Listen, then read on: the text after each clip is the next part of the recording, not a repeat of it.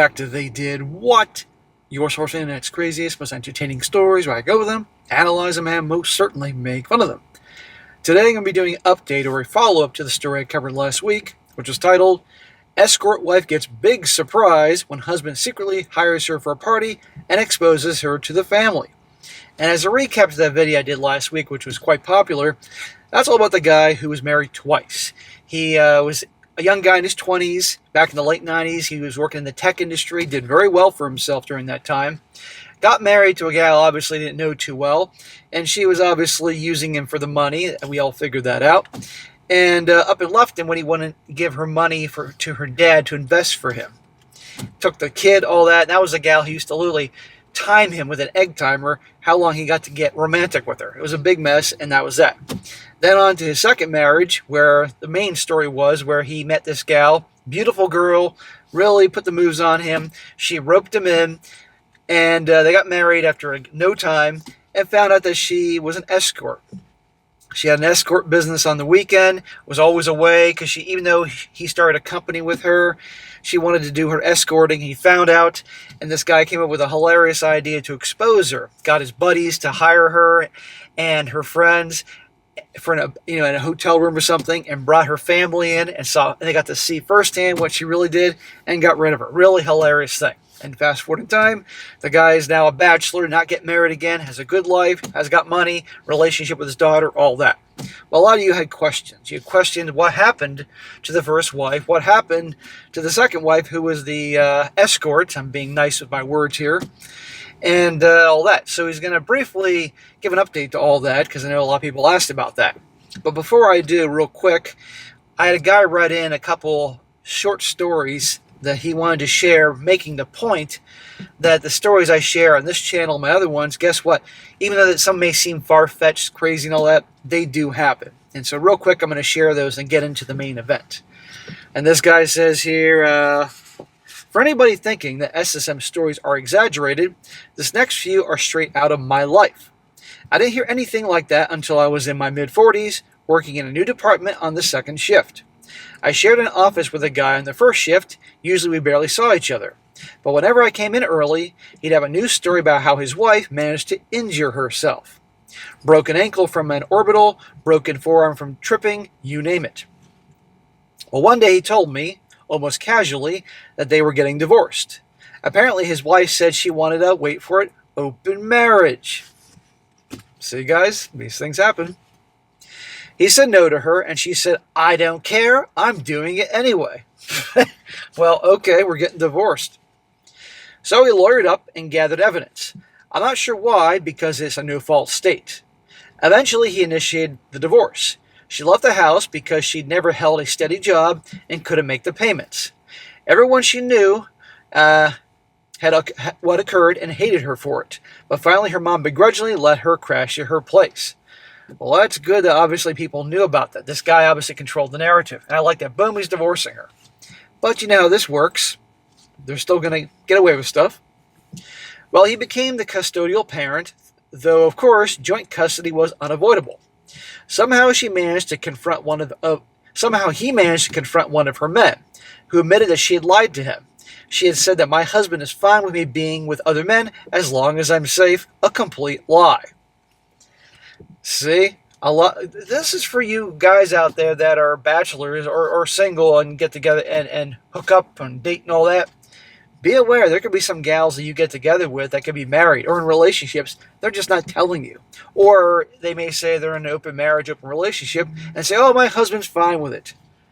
Don't get involved with one of those. It was a complete lie. They'd been married under 10 years, so they negotiated a settlement from his 401k. But yeah, joint custody still. She's a big cheater, all that, and still she gets a piece of his 401k. That is insane. After a few more failed jobs, she got arrested for, wait for it, credit card fraud. He thought maybe, finally, he could terminate her custody. Well, the judge pleads it down to a misdemeanor with community service. See? If that was a guy, we know what would happen. There would be community service. You'd be doing time, for God's sakes. But I bet you she put on the waterworks in front of the judge, and he's like, okay, she's a mother. She has no job. load of crap. But this makes the point. Why do these videos, guys? Be aware what can happen. Story number 2. He says, a new guy was hired straight out of college. 3 months into his first job, he married the girl he's been dating most of his life. 3 months after that, she dumped him. One day after work, she just said to him, "I'm not happy," and walked out. Well, she had left behind the Apple Watch that he'd given her for Christmas. He checked her messages on it and found out that she was planning to meet another guy. Shocker. When they're suddenly not happy or need to go work on themselves, there's another guy. Completely shattered, he quit his job and moved back in with his parents. A month later, my workplace let him return, recognizing as an emotional collapse that it was. Well, that's nice of the workplace. The divorce itself was quick and easy. A coworker even gave him a keychain with 2 balls on it, joking, "Since you divorced her, you get your balls back." He said he should have expected it. She was rich, she was a rich brat, and her family had millions. Again, guys, this is what happens. And quick story number 3. He says, an older couple got married in their late 30s or early 40s. His wife was a police officer.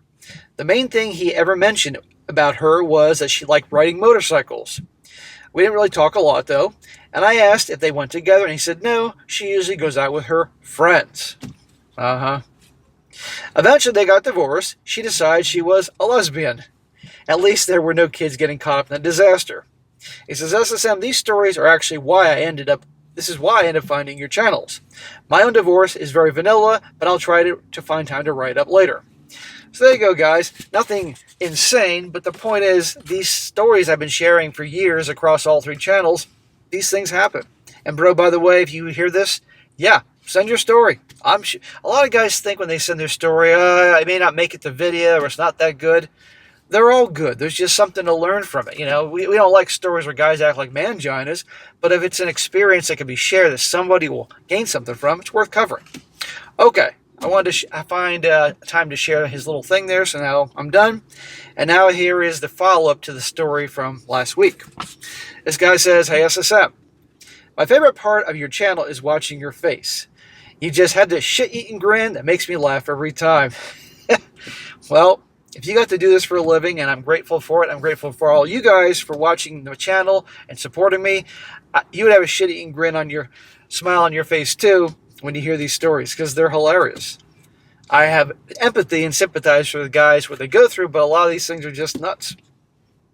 Well, here's the update.